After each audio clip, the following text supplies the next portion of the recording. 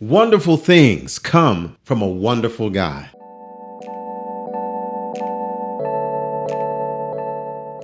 Grace and peace, everybody. Welcome to Sabbath School Study Group. My name is Chris Bailey. This is part number 1, new 5-part series, Memorials of Grace. We are looking at the story of Joshua in the book of Joshua and the people of Israel and their journey in their walk by faith in God's grace.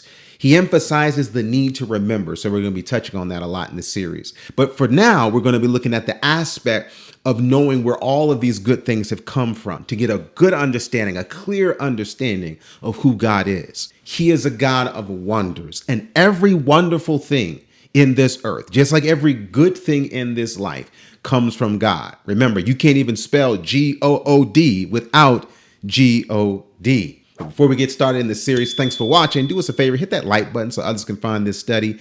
Subscribe to our channel, and we'd love to come to where you are. Your church or school, all you have to do is send us an email, and that email address is below in the description.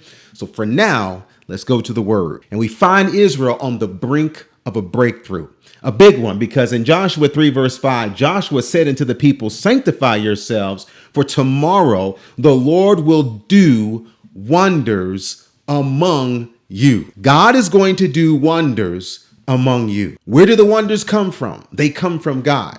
That's why, and that's how we can say he's a wonderful God. But all the fullness of his wonders, they are there, and they are given to who? Us.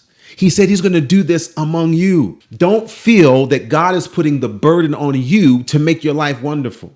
He's simply asking, like Israel, to put yourself in a position to see, to put yourself in a position to hear, and to receive these wonders. So it's why when you go now to Joshua 3 verse 15, when they obeyed, when they surrendered and trusted, it says, as they that bear the ark of the covenant, were come unto Jordan, and the feet of the priests that bear the ark were dipped into the brim of the water, for Jordan overfloweth all his banks at all the time of the harvest, that the waters which came down from above stood and rose up upon a heap very far from the city of Adam, that is beside Zeratan.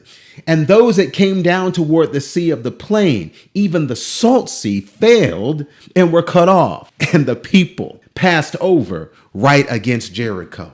These are wonders before the wonders of Jericho.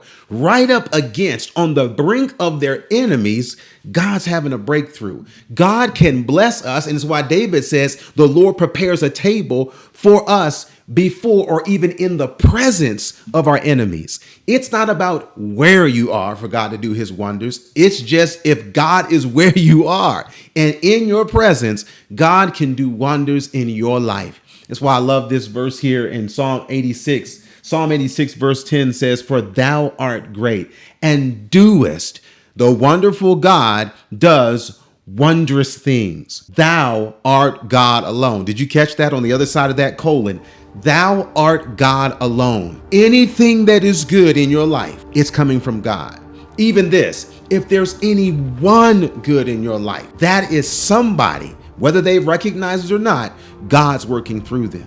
And if we want good things, and if we want good people in our life, it makes sense to do like Israel did.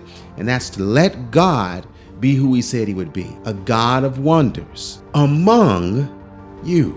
If this has blessed you in a big way, please subscribe to the channel, hit the like button so others can find the study. And remember, we'd love to come to your church or school. All you have to do is send us an email in the description below.